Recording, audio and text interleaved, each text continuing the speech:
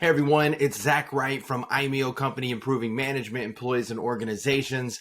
I thought it would be fun to take a look at what we're doing behind the scenes for iMEO to grow and to build out our OKR 12-month program package. So some of the things that we're working on right now is the go-to-market strategy, which I might do a deeper dive in a video after this. But we're also working on the marketing roadmap. Now, there's a few things that are involved in each aspect of these, and they're pretty large lifts. So that's why I thought it would be very helpful for anybody watching this channel to dive into behind the scenes. Now, something that I want to call out is that I'm doing this all on my own at the moment. I'm a solopreneur. So some of this takes a lot of planning and scheduling and time prioritization and task management involved. So if I can, I'll try to throw in some tips on how to maintain that or to make sure that you're actually following through with what you have labeled in your task management system. So to start with, let's start with the go-to-market strategy.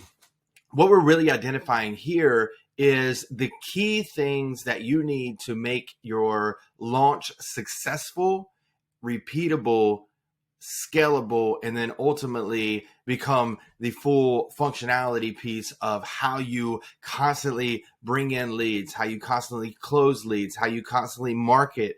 And speaking of marketing, the marketing roadmap is from the Building a Story Brand book by Donald Miller. Now, I've talked about that a lot, where I talk about the 7 touch points to a story and how to implement that for using your marketing material, your inbound, your outbound approach to finding leads and prospecting. But in addition to that, he talks about a marketing roadmap, which I'll go more into detail on here in a moment. So let's go ahead and start with go-to-market planning or go-to-market strategy planning so you can get a better understanding of what that actually means. So whenever it comes to go-to-market strategy, I like to, or anything in general, I like to write it down for some reason, analog instead of digital, and then I'll take this and put it into a digital format. But what I'm looking at here is the 2022 go-to-market strategy, basically in a high-level outline of what I need to do. So just for example, there's 4 components, and I got this information from not only working in a SaaS company, but also leveraging HubSpot's blog that's out there. Maybe I'll link it in the show notes or the description. But what I'm looking at here is product market fit. And what we're talking about with product market fit is, what does your problem solve? What does it solve for the customer? Then we're looking at target audience. Other people will call this ideal customer profile. They might call them personas. They might call them targeted audience. Whatever it is, they all fall into the same category. Who is experiencing the problem that your product solves? How much are they willing to pay for a solution? What are the pain points and frustrations that you can alleviate? Now, you might be asking yourself, how can I find this stuff? Honestly, you should know what your problem is or what your product is solving. And one of the best ways to do that is market research and actually speaking to people. They don't have to necessarily be customers. They just have to be willing to speak to you, right? And then you can talk to them about your product and get actual transparent feedback to improve your offering. But you're basically trying to figure out who is the target audience, who is the ideal customer that is going to want to implement this product or service into their organization to solve the problem that they have. How much are they willing to pay? This kind of goes into the third component, which is competition and demand. So who already offers what you're launching? Is there demand for the product, or is the market oversaturated? So I'm going to group these 2 things together. How much are they willing to pay? Again, it goes back to talking to people. Now, talking to people is good. It gives you a roundabout area or a range of what you feel like you can offer. You also need to make sure that your pricing covers what it is that you're expending inside of the company. For example, how much are you paying your employees? How much are the margins from expenses, operating expenses? So tools, rent, if you have rent, whatever the case is, all these things, monthly recurring expenses, all these things should be factored in whenever you're offering your product. So you make sure that you're either selling the number that you need to at least break even, hopefully create a profit, or you're charging enough and you're able to calculate how many you need per month, or if you're a SaaS business, how much you need in MRR to build that profit that is sustainable for your company to last. But also do market research on your competitors, right? There's a lot of performance management softwares out there that I'm starting to research. I've used a few of them personally. So I'm able to tap into some of the things that maybe you starting wouldn't be able to. But in a lot of cases, you could also talk to salespeople who work at those companies that are going to be similar to yours or are similar to yours. And you can find out what they're pricing their product at or their service. So competition and demand, who already offers what you're launching? We talked about that. It's simple. It's Google, Zoom Info, Lucia. You can go LinkedIn. You can find so many different things out there, Owler, that tells you this information that you're looking for. Is there demand for the product? This is going to be easier if the product or service that you're offering already exists. But then you want to ask yourself this last question, which is the market oversaturated? And you can find that out by how many people are out there or how many companies are out there offering this. So look into that. The fourth component is distribution. Through what mediums will you sell the product or service? A website, an app, a third-party distributor. These are going to factor into how much you should charge, what your startup costs are going to be, so on and so forth. That's going to factor into that, but it's also going to give you a better understanding. For us, it's going to be our website. It's going to be YouTube. It's going to be LinkedIn, right? Those are going to be the main areas that we focus on as far as distribution. And if we take it a step further, we have Teachable as an account where we host our OKR online course. So that's going to be another distribution factor there. So just to recap, product market fit, target audience, competition and demand, and then distribution. That's what's going to go into your go-to-market strategy. So after you get a better understanding of those components and how they relate to what you're offering, then you want to take it a step further and start building out and taking action on your strategy. So right here, and I'll probably put some overlay context on this, but right here, I'm going to be running through these just quickly. But how to build a go-to-market strategy, identify the buying center and personas. So the personas goes back to the targeted audience, but the buying center is who's going to be involved in purchasing that. Now, if it's transactional, it might just be one person going to your site, deciding whether or not to purchase it or purchase that item in that moment. In a B2B, especially enterprise B2B solution, you're going to probably have to talk to multiple people. So you want to gain your champion, who's going to be the champion for the organization that you're selling into. You want to be able to have them identified and work with them on aligning how you can approach this together, because it's always better to sell to an organization where you're not the only one doing the selling. You actually have somebody internally doing the selling with you and kind of coaching the other people on gaining buy-in. So after the champion, you have the actual decision maker. You have the IT department, the procurement department. It depends on the complexity of what you're selling and who you're selling it to, but that's the buying center. It's all those key people in that buying process. Okay, So now we're going to go to craft a value matrix to help identify messaging. So with this, really what you're doing is you're taking what you learned in step 1 and you're putting it into the matrix, and you're also helping create your messaging around that approach, which leads into 3, which is test your messaging. So the value matrix is going to be targeting your ICP, your ideal customer profile, as well as the people in the buying center with your messaging and what you're offering as a company. Then you take that, you put it out in the market and test it.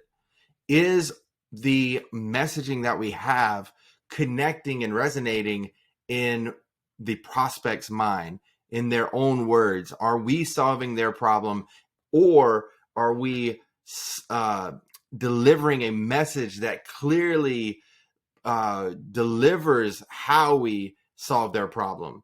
You want to make it easy enough where it's comprehensible, because if it's complex, they're not going to want to work with you, right? Because if your messaging is complex, just take into account what that is going to be perceived as your solution being. It's going to be even more complex. That's going to steer them away. So the next couple are going to be more focused on, as you're doing this, you're going to be learning and applying what you learn to be able to build these things. So optimize your ad based on the results of your test before implementing them on a wide scale. Understand your buyer's journey. You're going to have an idea of what that buyer's journey is going to be before you start. But once you actually talk to these people and understand how they operate, that's going to be different. So that is the buyer's journey. Now you're going to also have your own sales process, which it's not necessarily mentioned in here. They call it sales strategies, but you're going to have your sales process where you want your reps or your salespeople to take this approach. Or if you're a founder and you're selling, you want to take this approach.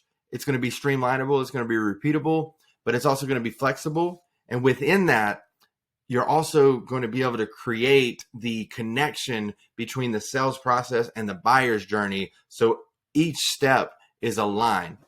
And just to break it down, sales process is going to be what you're going to do, and the buyer's journey is what they're going to go through during that sales process. Okay, the next one is choose one or more of the 4 most common sales strategy. So there's spiced, there's medic. SPICE is situational, pain, impact, critical event, decision date. Medic, I don't know the acronym breakdown of that, but a lot of people use that. There's tons out there. Just find the one that works best for you. And as always, collect the data on it and then do a data analysis after 3 months and see if it's working for you. Okay, build brand awareness and demand with inbound and or outbound methods. I think the combination of both is always better, but it depends on your bandwidth. It depends on your dollars that you can spend on ads, on marketing, and so on and so forth. But basically what we're doing here is we're trying to build that credibility as a company to be able to explain or to be able to generate awareness of not only who we are, but what we do, who we work with, who we have worked with. And like I said, it's to build that credibility where somebody sees what you're offering and they recognize you, or they've seen enough of your ads or enough of your content that they want to work with you, right? Because I'll be honest, with iMEO, we are not a household name. We are not even a business-to-business name. We're building, we're growing, right? That's why we do these videos, to get the expertise out there so you can trust us whenever you decide to work with us. Create content to get inbound leads. Now this transitions into the marketing roadmap. And actually this video is already long, so I'm going to break down the marketing roadmap in a part 2 of this video. But just for this video, if you don't watch the next one, is inbound leads. Ways to do that is you can create a PDF, you can put it on your website, you can promote it out there, but you have it gated, but not gated where you need so much information, just your email address. right? And then on the back end, you put them in a drip campaign or a welcoming campaign, depending on how you want to approach it. And that's going to be in the next video. So I highly recommend watching that one if you're interested in that. Find ways to optimize your pipeline and create increase conversion rates, and then analyze and shorten sales cycle is the next two here. And this is where it's going to go into that call out that I made before, where you are going to be going through and building out a lot of these things. And to be able to optimize your pipeline and increase conversion rates, you need to have a baseline. So you have to create the baseline. And the only way to do that is to, one, do the work, actually reach out to people. But on the back end, you need to track it. And if you don't have tools to track it, it's going to be manual. It's going to be a lot of work. Right now at iMEO, we're leveraging Honeybook for our customer relationship management system. And we're also using Streak, which is a Gmail add-on that you can find in their marketplace. And it's within Gmail. Now they have other ones like Copper CRM, Zoho, different things like that. But the beauty in that is you're able to get analytics, or at least see certain things that you can track on, is this working? Is this not working? Analyze and shorten sales cycles. You might have that sales process at first where you're adding all these key details because you think that they need to know that. But after time speaking to customers, you're able to understand what they actually want to see, and you can speed that up. And you can do that through certain tools on your marketing or on your website through a marketing approach. So if you have a product, if you can put a demo or a free trial on there, they can go ahead and test that out. Then whenever they come to you or you get them at the right time, they're going to say, oh yeah, I've already tried this. I'm ready to go forward. Let's go forward. That's going to significantly reduce the time that it takes for your sales cycle. The last two here is reduce customer acquisition cost. Now that's going to come into play with your ad spend, your SEO, basically the time that it takes for somebody to see your brand, understand what you're talking about and offering, talk to them, and then convert them, right? So it's basically getting them to the point of wanting to speak to you. That's the customer acquisition cost. And not only the customer acquisition cost, but the length of that too. And then strategize ways to tap into your existing customer base. So this one, even though it's last, is you can actually do that to start with, right? A lot of companies operate off of referrals. So if you have a list of people that you have in your background or your previous experience or history that you can reach out to and work with, that's going to be a great way to get beta users. It's going to be a great way to get customers who are ready to move forward quickly. And some of the other ways that you can do that is to bring in partners and channels and work with them and have that combined approach to be able to move forward. So as I mentioned, the marketing roadmap will come in a part 2 of this. But just to go over in quick hits what we talked about, 4 components of the go-to-market strategy: product market fit. What problem does your product solve? Target audience. Who has experienced the problem that your product solves? How much are they willing to pay for the solution? What are the pain points and frustrations that you alleviate? Third, competition and demand. Who already offers what you are launching? Is there a demand for the product, or is the market oversaturated? Lastly, for the components, distribution. Through what mediums will you sell the product or service? A website, an app, or third-party distribution or distributor. How to build your go-to-market strategy. Identify the buying center and personas. Craft a value matrix to identify the messaging. Test your messaging and listen, be open-minded. Optimize your ads based off of the results of your test before implementing them on a wide scale. Understand your buyer's journey. Choose one or more of the 4 most common sales strategies: Spice, Medic, you name it. Build brand awareness and demand inbound and outbound methods. create content to get inbound leads, find ways to optimize your pipeline and increase conversion rates, analyze and shorten sales cycles, reduce customer acquisition costs, strategize ways to tap into your existing customer base. That's a lot, right? So that's why I wanted to make this video, because a lot of people don't know about this. I didn't know about it before I started working as SaaS, but I think it's applicable to as many companies out there who are willing to take it on. And it also falls into some of the framework for OKRs, because OKRs are highly effective for growing companies or people who are going through transitions and different things like that, companies going through transitions. But thanks so much for watching. Stay tuned for part 2, which will come out shortly after this video. But if you have any questions on go-to-market strategies and execution, feel free to put something in the comments, or if you want to learn about our OKR program in ways that it can help you speed up your go-to-market strategy and execution approach, definitely reach out to us. info@imeoconsulting.com. Thanks so much for watching, and we'll see you on the next video.